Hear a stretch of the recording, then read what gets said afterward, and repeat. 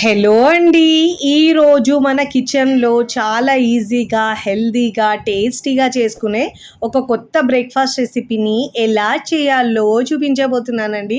రెగ్యులర్గా మనం తినే ఇడ్లీ, దోశ, చపాతీ, ఉప్మా బోరు కొడితే ఒక్కసారి ఇలా కొత్తగా చేసుకోండి. రుచి చాలా చాలా బాగుంటుందండి.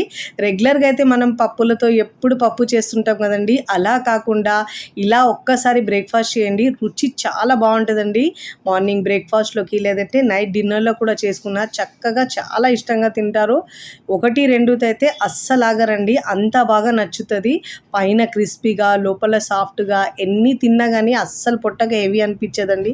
మరి ఇక ఏమాత్రం ఆలస్యం చేయకుండా ఈజీగా టేస్టీగా బ్రేక్ఫాస్ట్ని ఎలా చేయాలో ఆ ప్రాసెస్ని ఇప్పుడు చూద్దాం రండి. ముందుగా ఇక్కడ నేను ఒక ప్లేట్ తీసుకొని దాంట్లో 1 కప్పు మినపగుళ్ళు వేసుకోవాలండి. బద్ద మినప పైన వేసుకోవచ్చు. ఏ కప్పుతో అయితే మనం మినపగుళ్ళు తీసుకున్నామో అదే కప్పుతో 1/2 కప్పు పచ్చిశనగపప్పు తీసుకోవాలండి.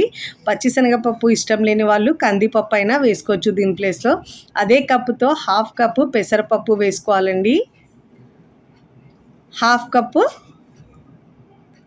ఎర్ర మసూర్ దాల్ తీసుకోవాలండి. ఇలా 1/2 కప్పు వేసుకోవాలి.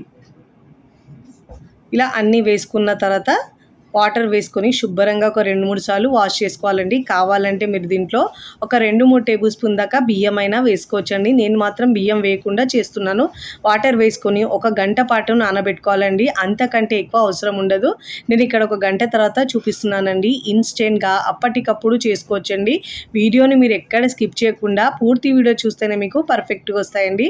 ఇప్పుడు మిక్సీ జార్ తీసుకొని పప్పుల్ని మనం మిక్సీ జార్లో వేసుకోవాలండి. ఫస్ట్ టైం నా ఛానల్ చూస్తున్న వాళ్ళు ప్లీజ్ నా ఛానల్ని సబ్స్క్రైబ్ చేసుకోండి, లైక్ చేయండి, పక్కనున్న బెల్ ఐకాన్ని ప్రెస్ చేయండి. ఇలా ప్రెస్ చేయడం వల్ల నేను పెట్టే వీడియో నోటిఫికేషన్ ముందుగా మీ హోమ్ పేజ్కి వస్తాయండి. ఇలా పప్పులు వేసుకున్న తర్వాత ఇప్పుడు దీంట్లో నేను ఎండుమిరపకాయలు 2 వేసుకుంటున్నానండి. మీరు కావాలంటే దీని ప్లేస్లో పచ్చిమిరపకాయలైనా వేసుకోవచ్చండి. నేనైతే ఇక్కడ 2 ఎండుమిరపకాయలు వేసుకుంటున్నానండి. ఎండుమిరపకాయలు వేసుకోవడం వల్ల మనకు తినేటప్పుడు ఫ్లేవర్ టేస్ట్ అనేది కొంచెం డిఫరెంట్గా ఉంటుందండి. ఇప్పుడు దీంట్లో 1 ఇంచ్ అల్లం చిన్న ముక్కలుగా కట్ చేసుకొని వేసుకొని మెత్తగా గ్రైండ్ చేసుకోవాలండి. మరీ బ్యాటర్ పల్చగా కాకుండా వాటర్ని అవసరాన్ని బట్టి యాడ్ చేసుకొని మెత్తగా గ్రైండ్ చేసుకొని పిండిని మనం మిక్సింగ్ బౌల్లోకి వేసుకోవాలి. చూడండి వీడియోలో చూపించిన విధంగా కన్సిస్టెన్సీ ఇలా ఉండాలండి. మిక్సీ జార్ కడిగి 1 పావు కప్పు దాకా వాటర్ దీంట్లో వేసుకొని మిక్స్ చేసుకోవాలి. నేను ఇక్కడ యూస్ చేసే ప్రోడక్ట్స్ ఏమైనా మీకు కావాలంటే డిస్క్రిప్షన్లో లింక్ ఇస్తానండి. అక్కడ నుంచి మీరు బై చేసుకోవచ్చు. చూడండి కన్సిస్టెన్సీ ఇప్పుడు ఇలా ఉండాలి. వీడియోలో చూపించిన విధంగా మరీ పల్చగా కాకుండా మరీ గట్టిగా కాకుండా ఇలా ఉండాలి. ఇప్పుడు దీంట్లో రుచికి సరిపోయినంత ఉప్పు వేసుకోవాలండి. ఉప్పు మీ టేస్ట్ని బట్టి యాడ్ చేసుకోవాలండి. దీంట్లో మనం అప్పటికప్పుడు ఇన్స్టెంట్గా పిండి పులియబెట్టే అవసరం లేదండి. వంట సోడా కూడా వేసే అవసరం లేదు. ఇక్కడ మీకు దోశ కూడా చూపిస్తాను చూడండి. 2 రకాల బ్రేక్ఫాస్ట్ ఎలా చేయాలో చూపిస్తాను. ఇదే పిండితో స్టవ్ మీద పెనం పెట్టుకొని పెనం బాగా వేడైన తర్వాత వాటర్ చిలకరించి టిష్యూ పేపర్ లేదంటే క్లాత్తో తుడుచుకున్న తర్వాత ఇప్పుడు మనము 2 గరిటెలు పిండి వేసుకొని మీకు వీలైనంత పల్చగా స్ప్రెడ్ చేసుకోవాలండి.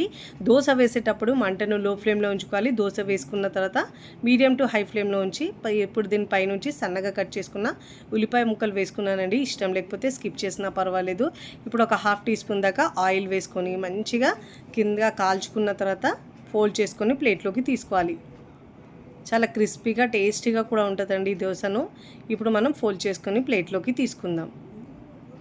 ఇప్పుడు ఇదే బ్రేక్ఫాస్ట్తో మీకు హెల్తీగా ఇంకా చూపిస్తాను చూడండి. వెజిటేబుల్స్ వేసి ఇప్పుడు ఇదే బ్యాటర్లో మనము సన్నగా కట్ చేసుకున్న 1 క్యారెట్ తురిమి వేసుకున్నానండి.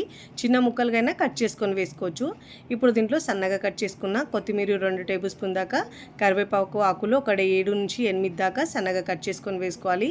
1 ఆనియన్ ఏమో పావు కప్పు దాకా సన్నగా ముక్కలు కట్ చేసుకొని వేసుకోవాలి. మీకు కావాలంటే క్యాప్సికమ్ మీకు నచ్చిన వెజిటేబుల్స్ వేసుకొని ఇలా వేసుకోవచ్చండి. ఇప్పుడు ఇలా బాగా కలుపుకున్న తర్వాత చూడండి కన్సిస్టెన్సీ సేమ్ ఇదే ఉండాలండి. వాటర్ ఏమీ వేసే అవసరం లేదు. ఇప్పుడు స్టవ్ మీద ఇదే దోశ ప్యాన్ పెట్టుకొని పిల్లలకు ఇష్టంగా తినేటట్టు ఇలా చిన్న చిన్న దోశల్లాగా వేసుకుంటే ఇంకా చాలా ఇష్టంగా తింటారండి.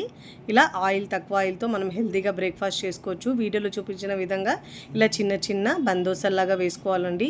రుచి అయితే చాలా చాలా బాగుంటుందండి. మార్నింగ్ బ్రేక్ఫాస్ట్లోకి, నైట్ డిన్నర్లో కూడా, టిఫిన్కి ఎలాంటి పిండి లేనప్పుడు, మార్నింగ్ పూట హడావిడి లేకుండా చాలా సింపుల్గా చేసుకునే బ్రేక్ఫాస్ట్ అండి. ఒకవైపు మంచిగా కాలిన తర్వాత మరో వైపుకి తిప్పుకోవాలి. రెండు వైపులో మంచి గోల్డెన్ కలర్ వచ్చే వరకు కాల్చుకొని ప్లేట్లోకి తీసుకోవాలి. చూడండి మంచి కలర్ వచ్చింది కదండి. ఇప్పుడు ప్లేట్లోకి తీసుకోవాలి. చాలా ఈజీగా, సింపుల్గా, టేస్టీగా, హెల్తీగా చేసుకునే బ్రేక్ఫాస్ట్ మీకు నచ్చితే తప్పకుండా ట్రై చేయండి. ట్రై చేసి ఎలా కుదిరిందో నాకు కామెంట్ ద్వారా తెలియచేయండి. ఇప్పుడైతే సర్వింగ్ ప్లేట్లోకి సర్వ్ చేసుకుందామండి. చాలా ఈజీగా, సింపుల్గా చేసుకునే బ్రేక్ఫాస్ట్ అండి. ఎలాంటి పిండి పులియబెట్టే అవసరం లేదండి. ఇన్స్టెంట్గా అప్పటికప్పుడు చేసుకోవచ్చు. రుచి అయితే సూపర్గా ఉంటుంది. ఇక్కడ మీకు ఒకటి తుంచి చూపిస్తాను చూడండి. పైన క్రిస్పీగా లోపల సాఫ్ట్గా ఉంటుందండి.